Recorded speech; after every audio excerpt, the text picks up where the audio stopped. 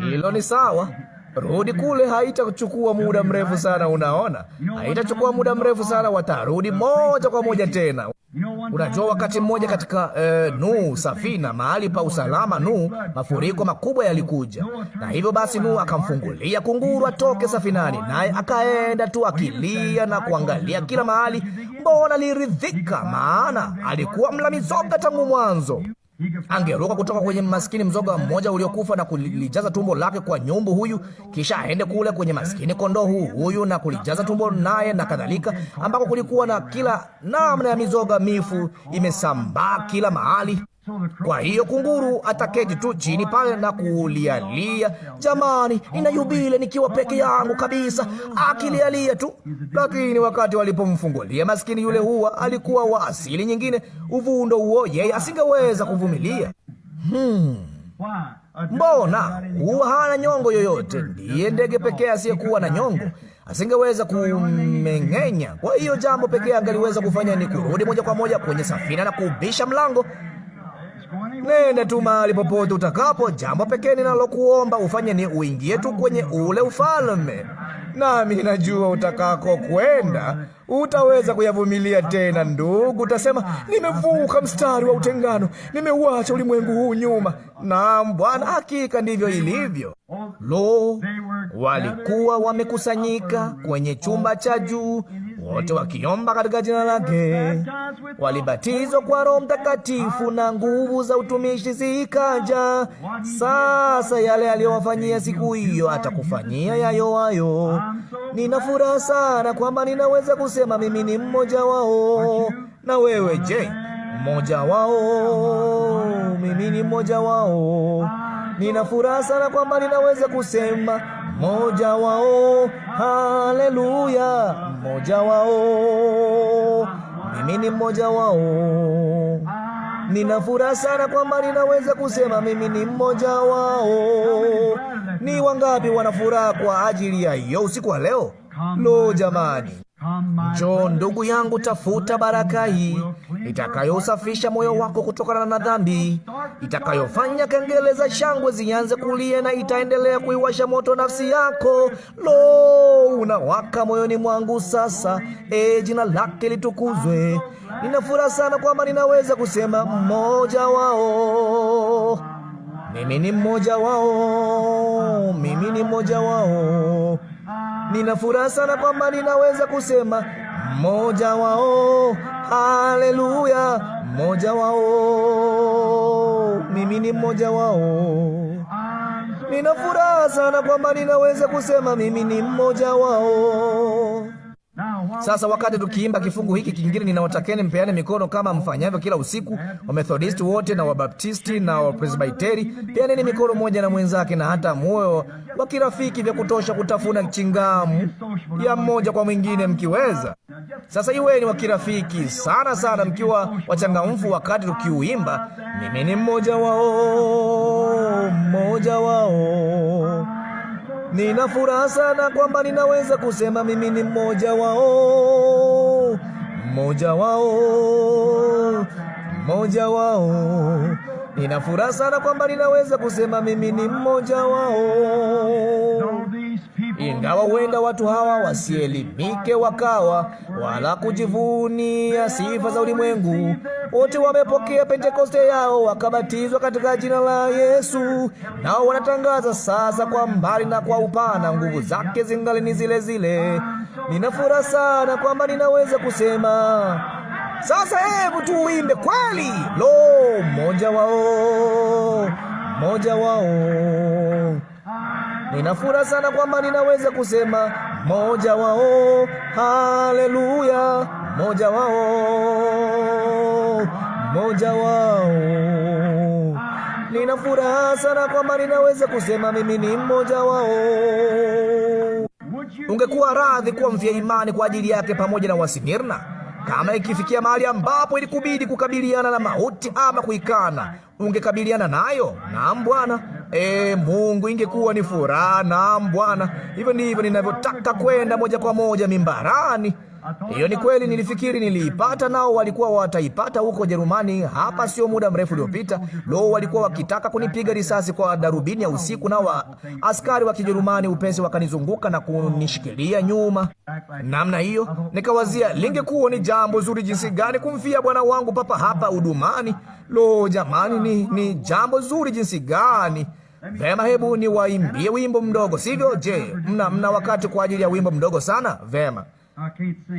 Siwezi kuimba, nitaunena. Lo, siku zote nimetaka kuimba, na baadhi ya siku hizi mtakapofika kwenye makazi yenu makubwa ya kupendeza huko Paradiso, huko chini kabisa mwishoni mwa msitu, huko chini ambako mimi na Russell Creech tutakuwa tukiwindia, mwajua, huko chini kabisa mwishoni mwa misitu ile, kuna kibanda kidogo huko ambacho ndugu Nevo huimba sifa zake.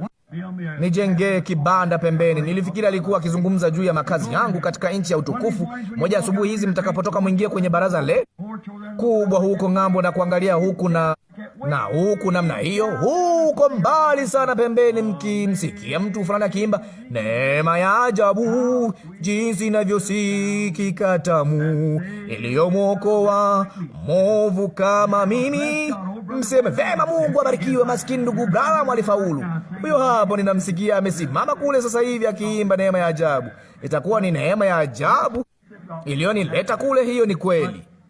Lakini inatiririka damu. Naam, hiyo ndiyo sababu ninahubiri huu. Inatiririka damu, Injili ya Roho Mtakatifu. Inatiririka damu, damu ya wanafunzi waliokufa kwa ajili ya kweli. Injili ya Roho Mtakatifu inaendelea kutiririka damu. Wa kwanza kufa kwa ajili ya mpango huu wa Roho Mtakatifu alikuwa Yohana Mbatizaji, lakini alikufa kama mwanamume. Ndipo akaja Bwana Yesu wakamsulubisha. Alifundisha kwamba Roho angewaokoa wanadamu na dhambi. Walikuwako Petro na Paulo na Yohana Mtakatifu, waliyatoa maisha yao kusudi Injili ipate kuangaza. Walichanganya damu yao kama wale manabii wa kale kusudi neno la kweli la Mungu lipate kuhubiriwa kwa uaminifu. Zipo nafsi chini ya madhabahu, wale wafia imani wakilia, hata lini Bwana apate kuadhibu waliotenda mabaya? Sikilizeni upesi, bali kutakuwako na wengine watakaoyatoa damu maisha yao kwa ajili ya Injili ya Roho Mtakatifu na mafuriko yake yaliyo mekundu sana. Inatiririka damu, naam, inatiririka damu. Injili ya Roho Mtakatifu inadondoka damu, damu ya wanafunzi waliokufa kwa ajili ya kweli. Injili ya Roho Mtakatifu inazidi kudondoka damu. Lo, kutakuwako na dada mmoja ananena kwa lugha nyingine, ndugu mmoja anatoa ufasiri.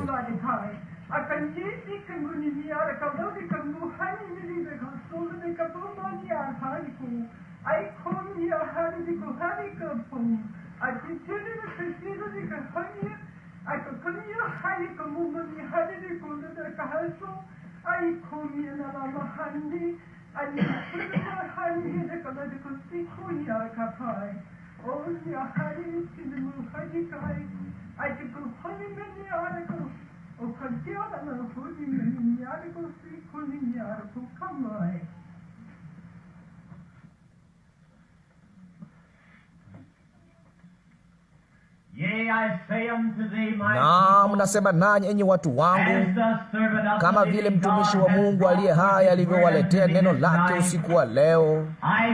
Nawaambieni, saa hiyo ipo juu ya ulimwengu, Naam, nasema nanyi watu wangu, ili kwamba mweze kujiandaa, naam, ili mweze kuchunguza mioyo yenu, asema Bwana. Kwa kuwa nasema ulimwenguni kote saa hii kuna roho wachafu wengi wazungukao sasa hivi mahali pa juu, naam, yamekuwa yakijitayarisha, asema Bwana Mungu Mwenyezi. Nitayatimiza mambo haya aliyoyanena mtumishi wangu. Nami nasema nanyi watu wangu kwamba saa hiyo imekwisha fika kikamilifu, naam, kuyatimiza mambo haya. Naam, nanyi jimuduni na mfanye maamuzi katika mioyo yenu kwa yale nitakayoyatenda. Nasema nanyi usiku wa leo, je, mtasimamia kweli? Naam, je, mtaniamini mimi, asema Bwana Mungu Mwenyezi? Je, mtazimia kabisa mioyoni mwenu kunifuata mimi, hata hivi nilivyowaandalia njia? Nami nawaambia enyi wana na binti zangu usiku wa leo, msishushe moyo, kwani nasema nimezifupisha siku kwa ajili yenu. Bali nawaambieni ili mpate kutiwa moyo, kwani nitawazuru watu wangu kwa nguvu nyingi. Nitalithibitisha neno langu, asema Bwana. Nitawahakikisha watu wangu, maana nawaambieni nitawajaribu, nami nitawakamilisha, nao watajua ndimi Bwana Mungu Mwenyezi aliye mkuu, yeye aliyewakomboa ninyi, asema Bwana. Ndugu mmoja ananena kwa lugha nyingine, dada ananena kwa lugha nyingine.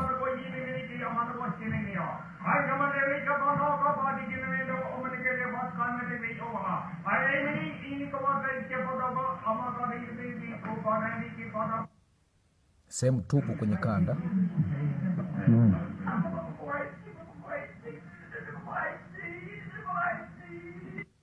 Sehemu tupu kwenye kanda. Nasema nanyi watu wangu usiku wa leo, kama nilivyonena nanyi tena jioni hii, kwamba yawapasa kuichunguza mioyo yenu. Yawapasa mnitambue mimi usiku huu, kwani nimekuja kati yenu kuwaleteeni ninyi kutikiswa huku, si kuwatisha. Kwa maana mimi ni Mungu wa Ibrahimu, Isaka na Yakobo, nami natembea kati yenu leo hii.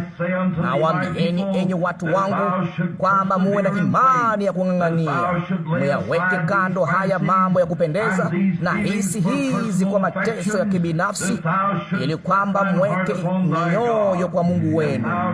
Muondokee upuuzi, zitengeni mbali nanyi njia hizi za wanadamu, nanyi muwasheni Roho wangu, na mniruhusu mimi kulitukuza jina langu kupitia utu wenu. Nawaambieni usiku wa leo, iweni na faraja na mwondoke kutoka kwenye upumbavu wenu. Wekeni mbali woga wenu, kwa maana mimi ni Mungu wenu ninayewaangalia usiku huu, nami jicho langu litakuwa wazi. Kama nilivyonena, ndivyo nitakavyolitenda hata mwisho. Hivyo basi nitazameni mimi na kuniamini mimi, na mtubu hayo maovu yenu yote, na huko kutokuamini kwenu na huo woga wenu, mnijie mimi na kunitumikia mimi. Roho wa Bwana asema hivi. Amina. Yeye aliye na sikio na alisikie neno hili ambalo Roho ayaambia makanisa.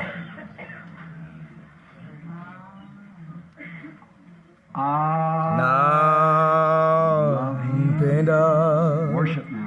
Abuduni sasa, mwone kile atakachofanya. Kama hujawahi kumpenda hapo awali, ungetaka kumpenda sasa. Waweza kusimama na kumtambua, kumchukua kama Mwokozi wako. Mimi. Mungu akubariki ndugu. Na kununua mtu mwingine atakayesimama aseme, ninamtaka sasa hivi, ninataka kumpenda. Mungu akubariki dada. Mungu akubariki huko nyuma, ewe msichana. Nampenda. Yeye aliye na sikio na alisikie neno hili ambalo Roho aliambia kanisa. Ipenda kwanza na kununua wokovu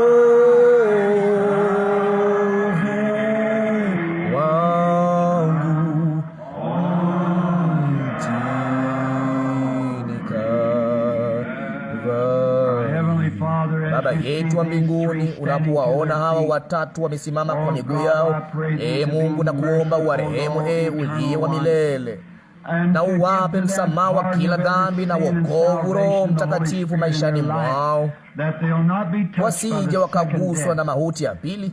Wanatambua Bwana usiku wa leo wanaposimama pale kwamba kuna kitu kinachokaribia.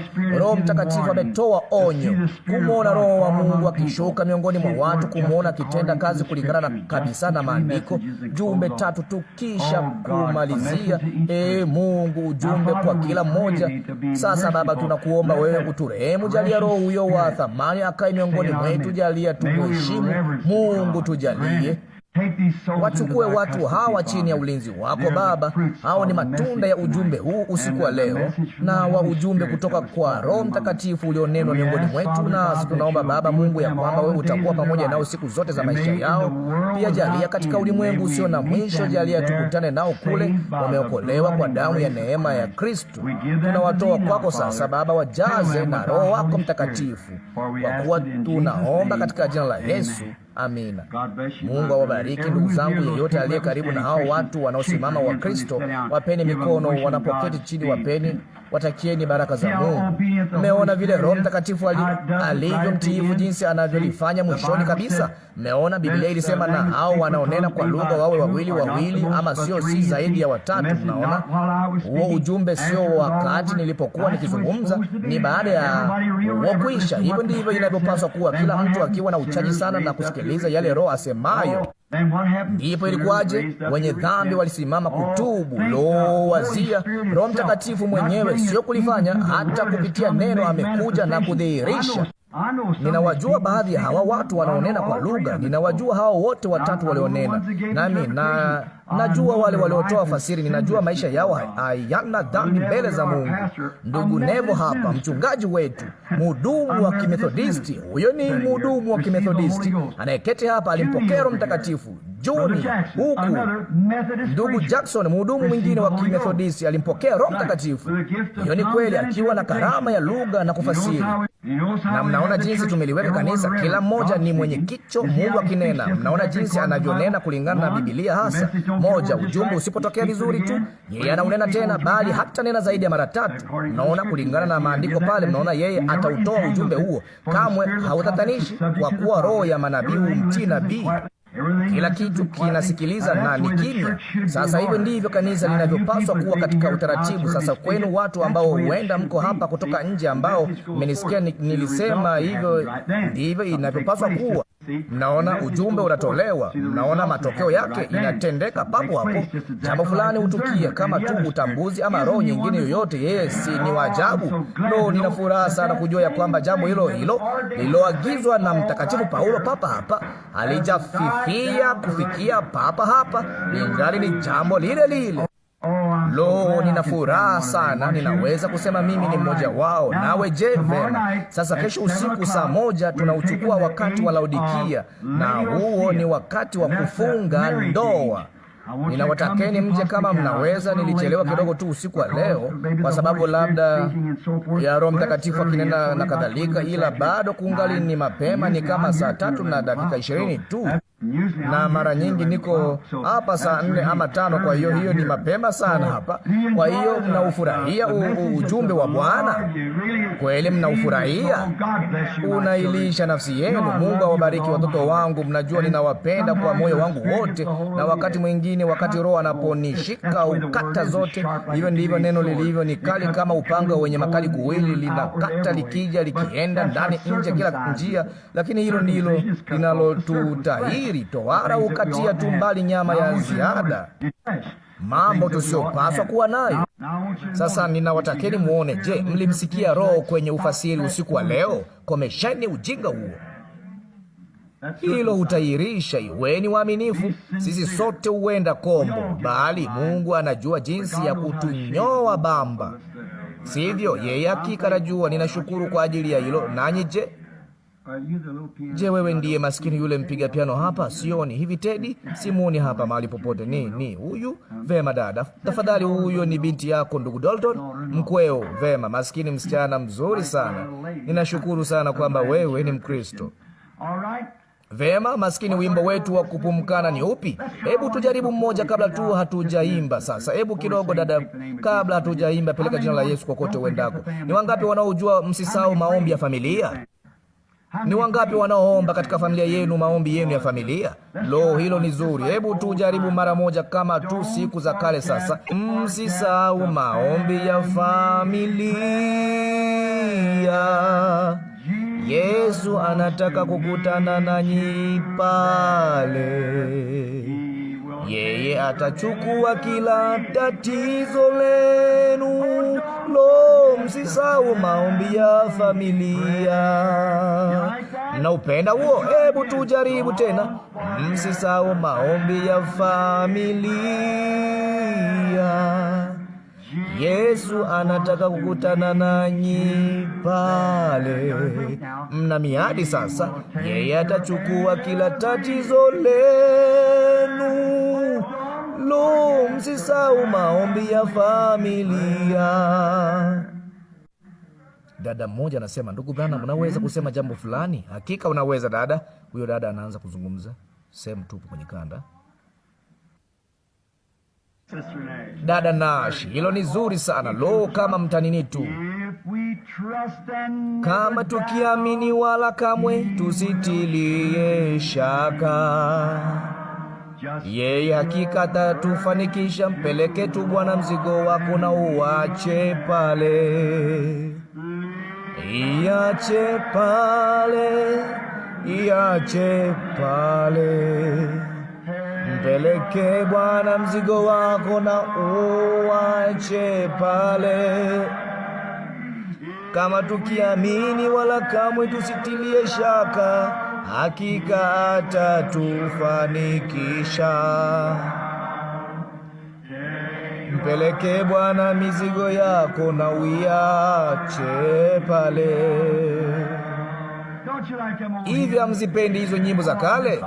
Lo, nina nini tu, ninaamini hao watu walichukua kalamu na wakavuviwa na Roho Mtakatifu kusoma hayo, kama vile kipofu Fanny Crosby, wakati hao watu wa duniani wa siku hiyo walipojaribu kumfanya andike nyimbo za kilimwengu, akasema, mbona utakuwa mwanamke tajiri? Akasema, nimeyaweka wakfu maisha yangu kwa Kristo na kipaji changu chote. Alikuwa kipofu, mwajua. Akasema, namwia Kristo maisha yangu na kila kitu. Ndipo kidogo wakaudhika naye kwa sababu alikataa nafasi kama hiyo. Yeye hakuuza haki yake ya urithi kama Bwana Presley nao wengine walivyofanya, bali alidumisha uadilifu wake. Kwa hiyo yeye wakamwacha. Akasema, basi utakapofika mbinguni, kama kuna mahali kama hapo, kasema, kama uko jinsi ulivyo hapa, utakuwa kipofu. Kasema, vipi kama wewe ni kipofu? Kasema, utamjuaje? Akasema, nitamjua. Kasema, vipi kama wewe ni kipofu? Vipi kama wewe ni kipofu? Akasema, nitagusa alama za misumari. Ndipo akageuka, kaanza kurudi nyuma. Akasema, nitamjua na nitasimama karibu naye nikisha kukombolewa.